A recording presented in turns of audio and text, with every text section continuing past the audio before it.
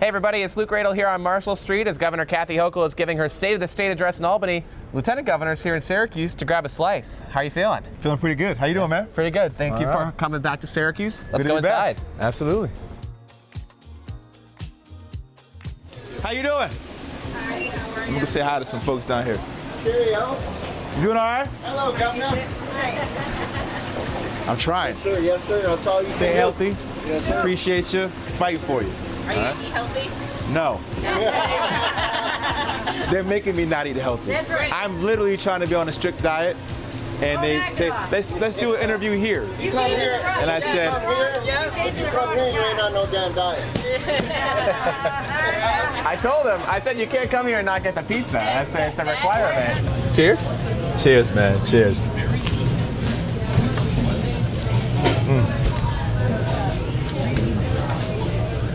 I've had many. This is your first. Thoughts? Time to process. It's got weight to it. Yeah. I like that.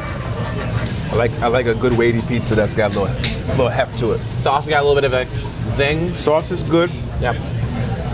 but it's a heavy slice. It's a good slice. I Heavy, approve. like the topics that I we're approve. about to discuss. Oh, is that right? That's what we call a transition. Like that. Here in Syracuse today, starting your State of the People Select. Just that. What is the state of the people? Trying to figure that out. That's exactly the point, right? What is the state of the people? How do we understand the people's needs, concerns? Kind of make them worried about it, they're concerned about the fears, our aspirations. You know, we do a lot in Albany to hopefully meet the moment, but you can't do that if you don't understand what the people are going through. So the state of the people is about understanding literally what is the state of the collective, whether it's on healthcare, housing, childcare, taxes, what is it that people want? And you can't learn that without engaging with people. Let's talk about healthcare. Let's talk about healthcare. You have come out on the campaign trail saying that you support universal healthcare. New York for all. I'm sorry, New York Health Act. Right. When you were in Congress, you didn't sign on to Medicare for all. No. Have your views changed on that? Even back when I was in Congress, I talked about the importance of making sure that we have laboratories of experimentation at the state level. I've always talked about the need for states to lead in this endeavor. And what better state to lead than New York on single payer? So to be in a position where I can now run as governor, run for governor of New York, and advocate for a position that I think can set the mark for the entirety of the state in a way that can prove to the rest of the country, here's how we can get this done and make sure that folks aren't paying an arm and a leg for healthcare, get profit out of the healthcare system. We're talking no premiums, no deductibles, no co-pays, dental, vision, home care, long-term care, a comprehensive system of care that actually ensures that people are put at the center of care as opposed to profit. You talk about healthcare. Another issue that people are facing all across New York State, particularly in the city, but even here in Syracuse, is the issue of housing. Yes. What can you do as governor to help make housing more affordable? First and foremost, you got to collaborate with the legislative body. When the governor put out her initial plan some years ago, the reason why it fell flat is because there was no proactive collaboration, not just with state senate, state assembly, localities, leaders, local leaders. There was no attempt to really sort of help people understand we need to make real change across the board. So understand that we need wholesale change is critically important. Some low-hanging fruit that we should be doing is the REST Act. The REST Act would have protect and expand rent stabilization all across the state, making it easier for localities, should they choose, without having to use a vacancy report, to stabilize the rent. So protect, expand, stabilize the rent. That's point one. Second point, rental assistance. Right now we have a $50 million pilot program for a statewide rental assistance plan. That's not going to get it done. The state assembly proposed, and the Senate proposed, a $250 million statewide rental assistance plan. Why hasn't the governor co-signed that? I would. And then lastly, a first-time home buyer grant program. The governor said she would fund it, but then never did. Three things: stabilize the rent, rental assistance, first-time home buyer grant program, put money, really put money back in the pockets of folks. That's how you make housing work. Yeah. Talking about the economy, Micron coming to the Syracuse region, the groundbreaking happening on Friday. What opportunities do you think the Micron project presents to this region? I want to speak wholesale about the whole idea of these types of projects, which I think requires scrutiny and a real analysis of what are we really getting out of it. It looks good, and I'm not saying that these are not the kind of opportunities we should pursue in theory. but it is very important in practice that we understand the impact on the surrounding community. Is it actually going to create good paying jobs? Is it really going to lead to affordable housing and childcare? Or is it going to result in a loss of tax value for the community, property tax value, where they can reinvest in themselves and their communities? So the whole economic model is something that I'd want to really interrogate as a governor in a way that I think has not been interrogated for many, many years. You're raising questions. Do you think that that's not being handled properly in the case of Micron? I'm not saying that, but I do think the timetable is something that continues to be fluid, right? And it puts the community in a situation where we're waiting to figure out, okay, well, when is this all going to come together, right? And I think that's a valid inquiry, right? To understand, we welcome it, we understand the value of it, but how's the execution coming along? How is the process happening in a way that actually meets the moment? Because at the end of the day, people are still hurting now. People are still struggling now. I want to talk a little bit about the events we've been seeing nationally, a lot of protests against ICE after the killing of Renee Good in Minneapolis. First, what was your initial reaction to seeing the video of what happened on the streets of Minneapolis? Disgusted. My heart goes out to her family, the child she left behind. This is not America. We can be better than this, a lot better. And the fact that we have masked ICE agents basically roaming the streets, terrorizing families, terrorizing communities, literally taking the life of a citizen who is unarmed, posed no threat. It gets to a point where, and it's not just the idea that that happened, which in themselves is a tragedy, it's the way the president responded to it. The way it's become a lightning rod for certain actors to not accept what their eyes showed. At the end of the day, this was an innocent woman who was murdered in the streets of America by a federal ICE agent who was masked. No matter how you look at it, that's what happened. It speaks to the need for real leadership in this moment and what we're prepared to tolerate and not tolerate. I think it's a moment for New York to lead. The fact that we haven't passed, for example, legislation to ban masks on ICE agents, as we've seen in other states, I think is deeply problematic. I don't expect, nor have I heard, maybe it'll change. The governor will propose this in a state of the state. That'll be a good idea. There's legislation that is being pressed forward. We saw Stuart Cousins, the majority leader, come out and express support for New York for All. We see members of Congress, the New York delegation, coming out, urging Albany to sign New York for All. Why do you think the governor hasn't come out in support of it yet? I don't know why. And truthfully, I know why I support it. And I can speak very, very clearly about that. Because the folks here in New York need protection. Our immigrant community needs to be assured that we have their back. And that these ideas of 287G agreements that allow local law enforcement to be deputized, become ICE agents themselves, it's insane. And the fact that we do have a governor in the great state of New York who's not willing to draw a line in the sand on that in this moment, at this particular time, is maddening to me. And so we do have a responsibility right now to lead. And I hope in partnership with the state Senate, state assembly, we continue to elevate this issue and all the advocacy groups that are out there right now pushing for New York for All and for banning masks on ICE agents. These are the concrete steps that we can take that I'm not seeing right now from the governor. I will say this, we can't afford to be worried about what the other side might say, which is what I think a lot of times we see from our leaders. There's a knee-jerk fear that if I do something, it might be exploited or manipulated in a certain way to lose a certain constituency. But you can't cater to that. You gotta be firm in your beliefs and what you actually have principles around. Many of the people who have been out protesting have been calling for the abolition of ICE. Mm-hmm. Do you agree with that? I think we reached a point where, I think it's time. I think the idea that that we're gonna continue to let this agency move the way that it has with basically impunity. And it's not an agency that's been around, since time immemorial. Like, this is something that came into existence post 9/11. And we've seen iterations of it that it seems to have only worsened over time, especially over Trump's regime. And this is a new position for you. You opposed the abolition of ICE when you were running for Congress. So you're saying that what you're seeing on the streets now has made you I think there's been an escalation.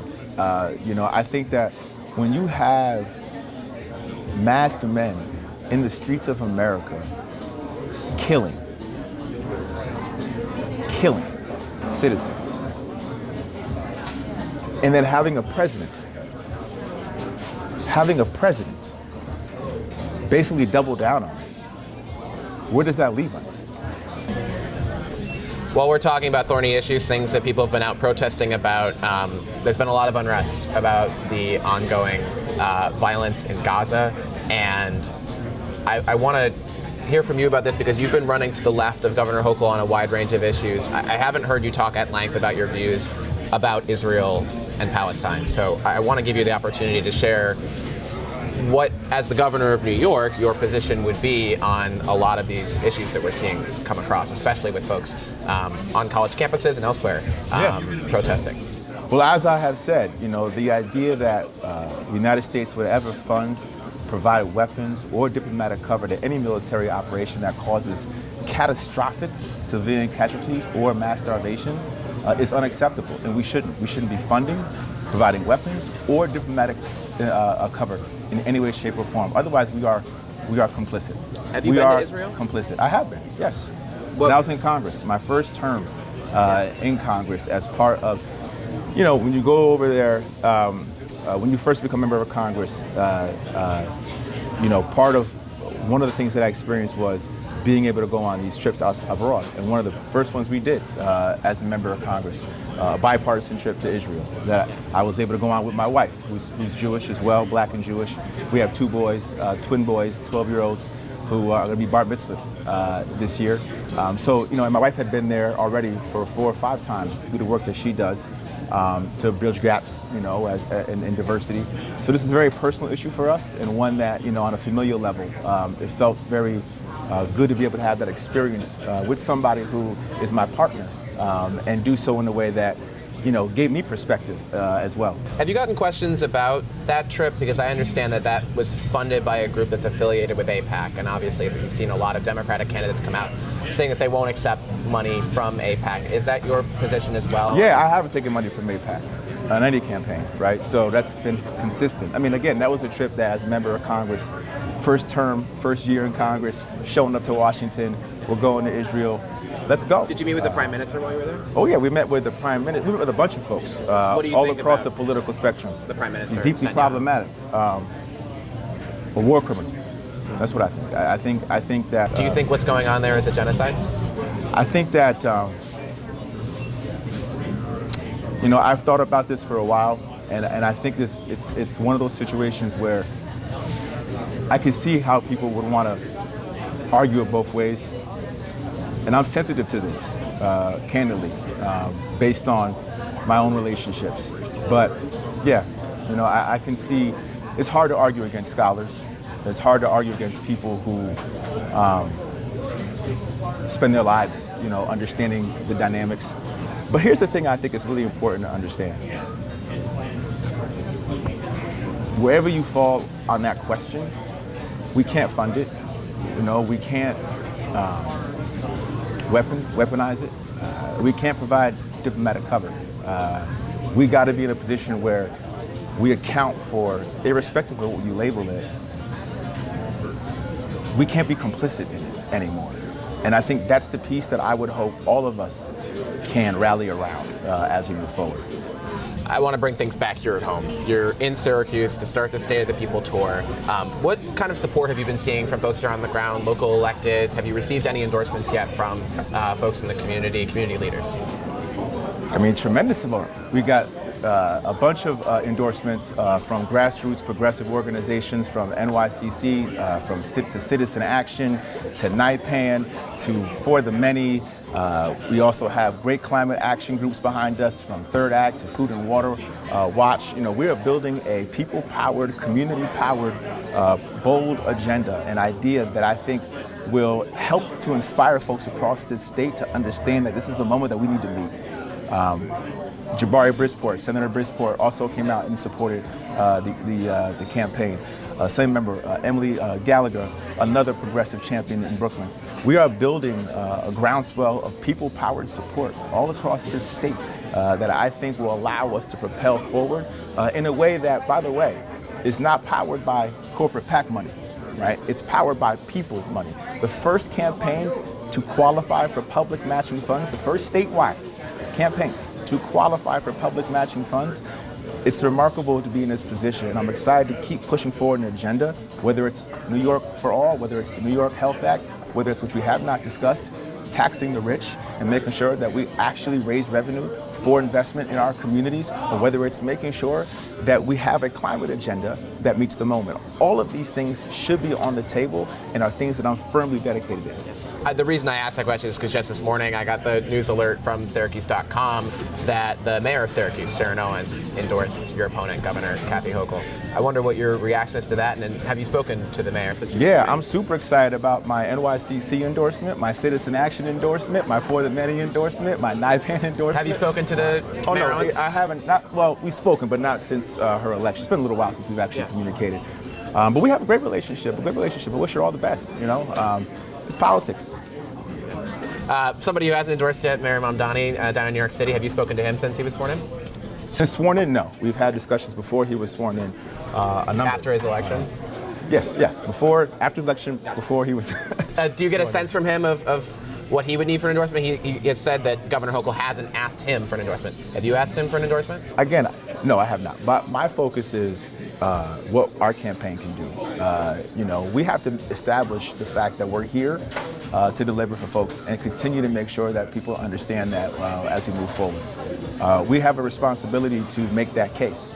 We have a responsibility to demonstrate that we have the ability to connect with folks and to give them hope and to inspire them that this moment requires more, and it does.